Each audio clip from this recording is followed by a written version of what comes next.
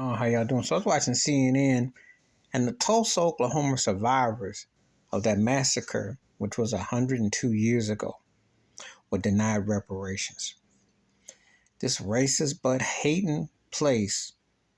Then you got survivors who are in their hundreds, 100 plus years later in wheelchairs. They're older, but they still got enough strong enough memory, and they can't be compensated. What in the world is wrong with Tulsa, Oklahoma? What is wrong with them? You know, places don't want to acknowledge the Jim Crowism.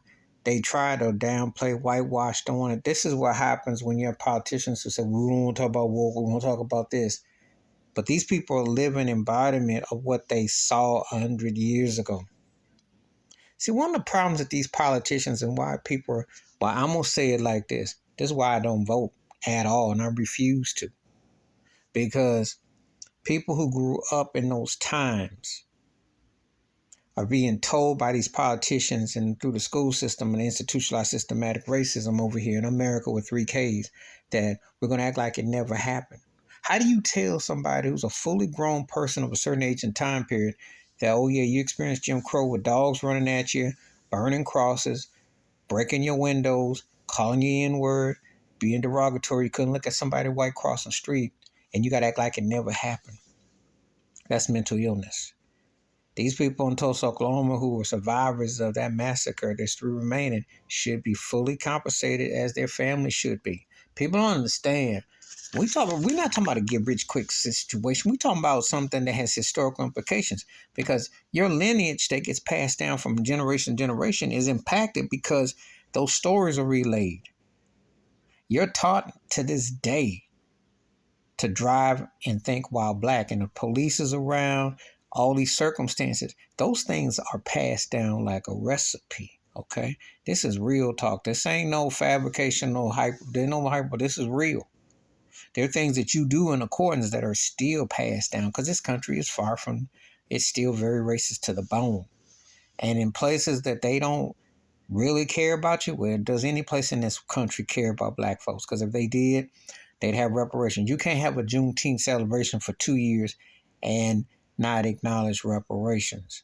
You can't say 4th of July and say you're free, and you still got to have black first, and you still got to go through all, well, they don't want to talk about the history to which put this country as it is. Because to be anti-woke is anti-black. And to not speak on what happened in events makes you look like a Klansman, which DeSantis, Abbott, the governor of Virginia Lattimore, Trump is too, and so is Biden. And Obama didn't push it enough. Okay? I'm going to call a spade, all of them. Because until you pass the real legislation to get reparations and you acknowledge, you see somebody 102 years old who was a part of that Tulsa, Oklahoma riot, and they saw that as a kid, and they're grown, fully grown, and great-great-grandparents now, God bless their soul, and they can't get compensated. They can't get, because their town was torn, their houses was torn, their childhoods was torn. You're going to tell me with a straight face that they don't get justice? You're going to tell me that that's why as a people who feel like they do, that this country ain't never cared about black folks, ain't never going to. Because they refuse to acknowledge the injustice. They refuse to acknowledge the reality. As plain as the eyeballs and the nose on their face, they still going to try to say that it ain't put together the right way. But those people in Tulsa who went through that, and who God blessed them to live to be 100 plus, and they're in wheelchairs, and they go in there, they should be compensated. And that's what I got to say, because it makes me too angry just to think about it. Because that's great-grandparents' age. Those are people that are bloodline. Those are people that they seen a world in 100 years. They saw the massacre. I got nothing else to say. Compensate and do right. Fight for it. I'm out.